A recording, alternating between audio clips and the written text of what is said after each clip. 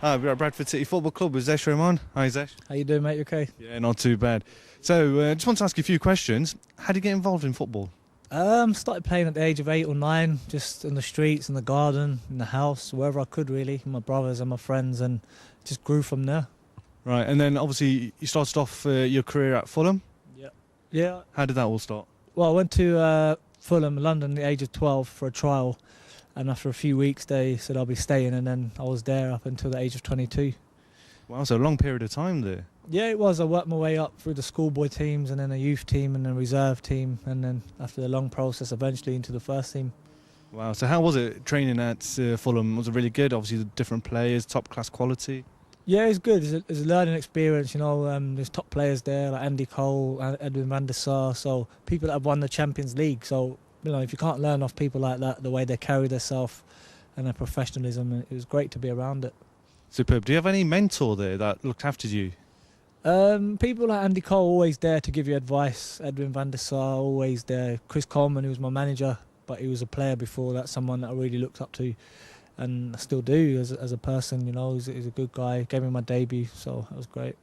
Superb. And your debut, so it was in April 2004. You ran at Anfield. Describe us. Tell us a little bit about that. Yeah, it's the stuff you dream about, really. Running out at Anfield, 40,000 crowd, and you know, great atmosphere. And I think it was 0-0 that game as well, so it was just a brilliant occasion. Superb. So you had a good clean sheet there, yeah? Yeah, it's good, but it's even better that my family made it up, and you know, all the hard work and sacrifices we made as a family paid off. So you're able to contain a strike force of like 20 million. So obviously Liverpool had some excellent players on the field there.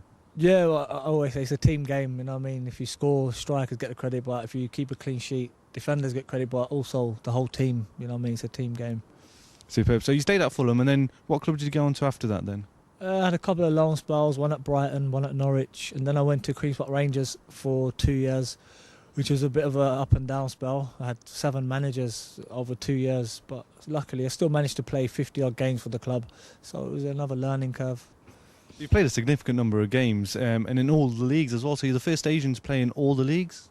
Yeah, I mean, it's a big occasion, and you know, something that it just shows if you work hard and you know, make sacrifices and dedicated, and you can do it. Because if I can do it, then other Asian kids can do it as well.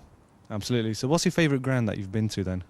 My favourite ground that I've played at is St James's Park. We played Newcastle there. It was a brilliant stadium, you know, 50,000 people in the crowd, and to go there and win as well on that day was an even better occasion. So did you score that day? No, we won 4-1, so it was good. You know, kick the strike force quiet. They had Shearer playing, so he was one of my heroes growing up. So, you know, I was trying not to just stare at him the whole game and realise I have to keep him out. So what other heroes have you got? So obviously you mentioned Alan Shearer. Anyone else? Yeah, growing up, I used to like Paul Gascoigne, you know, at the time of the 1990 World Cup, and then the main idol was Eric Cantona in his days with his collar up at Man United. And then more recently, Rio Ferdinand, just for the way he is now as a player, overall player, but not just that, but as a role model as well. You know, he's turned stuff around for himself, and he's a good person to look up to. And you're a role model to a lot of kids here at Bradford as well, and that was one of the reasons for you coming up here, is that right? Yeah, the main reason, first and foremost, to play football, you know what I mean? That's the most important thing. But I'm aware that there's a lot of Asians in the community that want to get into football and feel a part of it, and what better way than to come to the games and hopefully see me playing well, and then, you know, get inspired to get the bug. And obviously there's a big buzz around here, Bradford City. Obviously you've come here, Asian, playing football and doing really well as well. And the kids are really enjoying that, aren't they, at the moment? Yeah, I mean, the most important thing is what the team's doing on the pitch, and all the other things, you know, come after that. But it is important that the local community get involved and feel a part of what's happening at the club and really come and support their local team. And do you have any messages for any young kids who want to do the same as yourself? You know, the career that you've had is, I think, absolutely amazing. You know, you've played in all the leagues, you played at Anfield, starting your career there. Any advice to the kids? Yeah, I think if you work hard, make sacrifices, be dedicated, but at the same time, you know, don't lose yourself, don't lose your roots, your religion or your faith. That don't have to be sacrificed. There's a way of balancing out the both and also being a good person while going for your goals.